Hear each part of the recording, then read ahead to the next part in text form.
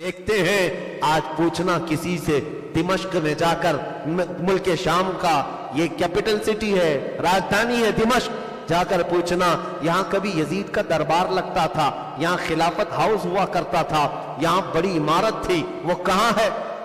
मुझे पता है हमारे साथियों ने कहा कि लोग तुम्हें पकड़ करके ले जाएंगे और एक ऐसी जगह खड़ा कर देंगे जहां पर यजीद मरकर खत्म हुआ, उसकी कब्र महफूज नहीं, ले जाकर के तुम्हें ऐसी जगह खड़ा कर देंगे जहां सड़न की बदबू ऐसी आती है। दिमश्क वाले अपना पूरा गार्बेज, अपना कचरा जहां लाकर डम करते हैं, फेंकते हैं, जहां कुत्ते आज भी पेशाब करते होंगे, उस जगह पर यजीद के मुतालिक लोग बताते हैं यहाँ खत्म हो गया, यहाँ उसका दरबार खत्म हुआ। और मेरे अजीजों, अगर किस्मत साथ दे तो एक बार इराक के शहर उस करबला के मैदान में भी जाना, वहां जाकर के पूछना, सुना है यहाँ एक मैदान था और यहाँ पर कोई घर नहीं था, यहाँ पर कोई पानी का कोई इंतजाम नहीं था और रसूलुल्लाह के शहजादे कट कट करके गिरे थे, इस मैदान में उनके टुकड़े उड़ाए गए थे।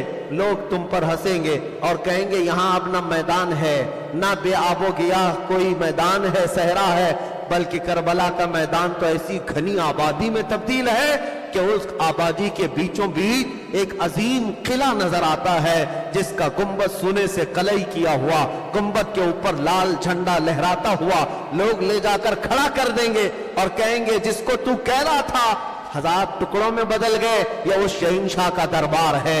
यहाँ लोग आज भी चिट्ठियों में अपनी हाजतें लिख लिख करके लाते हैं और रोज़े हुसैन पर डाल कर जाते हैं। वो चिट्ठियों का अंबार देखो तो छत तक लग जाता है। पता ये चला यजीद के दरबार शाही में आज कोई अपनी हाजत लेकर नहीं जाता और कटे हुए सर के पास भी कयामत तक लोग अपनी हाजतें लेकर जाते हैं। हुसैन मेरे बच्चे बिगड़ गए, हुसैन मेरी औलाद नहीं होती, हुसैन मेरा बिजनेस नहीं चलता, मेरा कारोबार नहीं चलता, हुसैन मेरे फलां बीमार है, हर घड़ी अपनी हाजतें लेकर जाते हैं। यह मसला ये बात साबित कर देता है आज तक अगर रियाया अपनी हाजतें लेकर जा रही हैं तो किसी मुर्दा के पास नहीं, जिंदा शहंशाह आजम के पास ले जा रही है। इसीलिए फतह का नाम हमेशा हुसैन के नाम से जुड़ा हुआ है। सलाम उस तुर्बत हुसैन पर, मौला करीम आखिरी सांस तक हमें हुसैन आजम के गुलामों में शुमार फरमाए। मेरे अजीजों, कसम देता हूं तुम्हें रब्बे जुल जलाल की, और वास्ता देता हूं मेरे मुस्तफा का, और वास्ता देता हूं शहीदान करबला का, जिंदगी में चाहे कोई करोड़ों की दौलत लेकर के आए और एक तरफ हुसैन आजम की कुर्बानियां, तो तुम इस दौलत को ठोकर मार देना और कहना मेरे जिस्म के छींतरे उड़ जाएं, लेकिन मैं हुसैन का मिशन छोड़कर तेरी दौलत का कुत्ता नहीं बन सकता। इस अहद पर आज कायम रहो। दुनिया आज खरीदने के लिए आएगी तुम्हारे पास, आज खरीदो फरोख्त जैसे पूरी पूरी पार्टियां बिक जाती हैं, घोड़े नहीं अस्तबल खरीदे जाते हैं, इस तरह तुम्हारी भी खरीदारी होने वाली है। लोग खरीद करके तुम्हें अपना वजीर बना लेंगे, अपना कुत्ता बनाकर घुमाएंगे। हमने देखा है, अरे बाज़ाब्ता आरएसएस जमात में मुसलमानों की शमूलियत है, एक पूरा मंच कायम किया गया। क्यों? तुम्हारे दरमियान फूट डालने के लिए और ये बताने के लिए कि हम तो अमन के मसीहा हैं, हम तो अमन की चाहने वाले लोग हैं। ये वो लोग हैं जिन्होंने अपना दीन बेच दिया है। और ये मीडिया के दज्जालों के इन कोठों पर जो जाकर दाढ़ी टोपी वाले बैठते हैं या इस्लाम पर उंगलियां उठा करके हमले करते हैं, आप क्या समझते हैं ये नाम के मुसलमान हैं? इन्होंने तो कब का अपना दीन बेच दिया है। ये चंद सिक्कों पर बिकने वाले, अभी अभी 2 साल कबल लखनऊ का एक राफजी कुत्ता जो हकीकत में शिया कहता रहा अपने आप को, हुसैन आजम का नाम लेने वाला। हैरत की बात होती है, हुसैन का नाम लेवा कभी गैर के हाथ में हाथ दे, हो ही नहीं सकता, नामुमकिन है। लेकिन उस कुत्ते को हमने बदलते हुए देखा, कुरान पर हमला करते हुए देखा, एक छोटी किताब लिख करके लाया कि मैं मोहम्मद की हकीकत बताता हूं। नाउज़ बिल्लाह मिन ज़ालिक, उसमें रसूलुल्लाह के अखलाक हसना पर हमले, तीखे हमले किए और कुरान के मुतालिक एक नया कुरान बनाकर लाया, 26 आयतें निकालकर कहा मैं सुप्रीम कोर्ट जाऊंगा, ये पुराना कुरान इस पर बैन लगाओ, मेरा नया कुरान जारी किया जाए। कौन है? एक राफिजी कुत्ता पाला हुआ, यही हुकूमत वक्त का पाला हुआ कुत्ता था। और फिर हद ये हो गई कि बाद में बिल्ली थैले से बाहर आई, हकीकत क्या है वो पता चली गया, नाम भी बदल लिया, धर्म भी छोड़ दिया, घर बार छोड़ करके اور پھر سادھو سنتوں کی طرح رہنے کی کوشش کہا۔ میں نے تو دیکھا ہے کچھ نہیں ان کا فضلہ، ان کی غلاظت چاٹنے کے لیے 6 مہینے ادھر ادھر گھوما، لیکن میرے رب کا فرمان سچا ہے، یہ ہرگز تم سے کبھی راضی نہیں ہو سکتے۔ یاد رکھنا، تم اگر چھوڑ کر ان کو راضی رکھنے کے لیے بدلنا چاہتے ہو، ہرگز راضی نہیں ہوں گے۔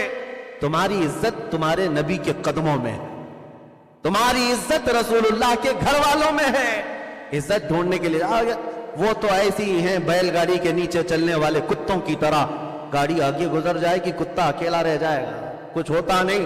ان کی حیثیت اتنی ہے، ختم ہو جاتی ہیں، حکومتیں آتی ہیں چلی جاتی ہیں۔ اگر تم ان کی ہم نوائی کے لیے اپنے ساتھ، اپنے دین کے ساتھ کوئی سودے بازی کرتے ہو، یاد رکھو ذلت و خواری تمہارا مقدر ہو جائے گی۔ میں جس وسیم رافضی کتے کے متعلق کہہ رہا ہوں، ہم نے اب سنا ہے اس کو وہاں سے بھی لات مار کر کے بھگا دیا گیا۔ کب وہ قبول کریں گے؟ ارے اپنی چھوٹی کاسٹ کے لوگوں کو وہ نہیں قبول کرتے تو ایک دوسرا دھرم بدل کے آئے ہوئے آدمی کو کب تک؟ تمہیں تو صرف میڈیا میں دکھانے کے لیے اور مسلمانوں کو ورغلانے کے لیے استعمال کیا جاتا ہے، بس اتنا ہی ہے۔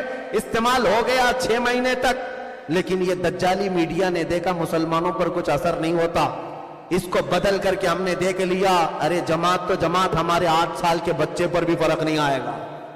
جو حقیقی ایمان والا ہے اس کے لیے یہ سب حالات ڈگمگانے کے لیے نہیں آتے۔ کیا ہوا؟ اب ویڈیو بنا بنا کر کے ریکویسٹ کرتا ہے پردھان منتری، مکھیہ منتری میری جان کی حفاظت کریں، میں قتل ہو سکتا ہوں، میں مارا جا سکتا ہوں۔ دھوبی کا کتا، نہ گھر کا نہ گھاٹ کا۔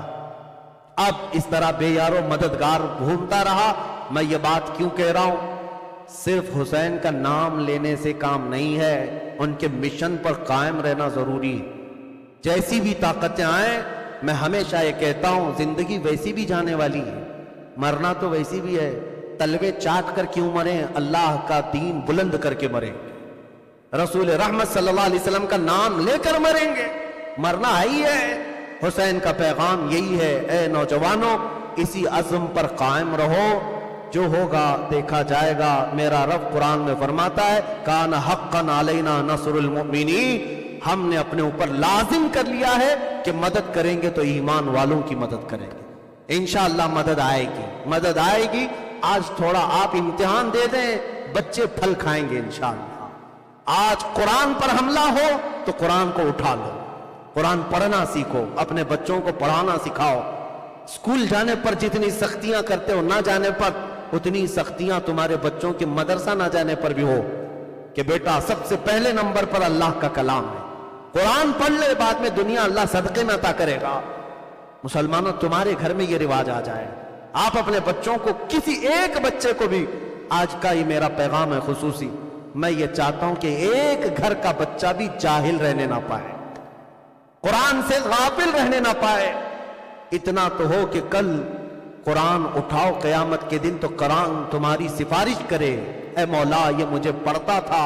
حدیث میں ہے جو سورہ ملک پڑھتا ہے نا تبارک، قیامت کے دن یہ سورہ اللہ سے جھگڑا کرے گی، لفظ جھگڑے کا ہے، اے مولا یہ پڑھنے والے کی اگر تو بخشش نہیں کرے گا تو مجھے اپنے کلام سے نکال دے۔ رب تعالیٰ سورہ ملک تبارک کے اس مقدمے کو سن کر فرمائے گا تجھ کو پڑھنے والے کی میں نے بخشش کر دی، جا تو اسے جنت میں لے جا۔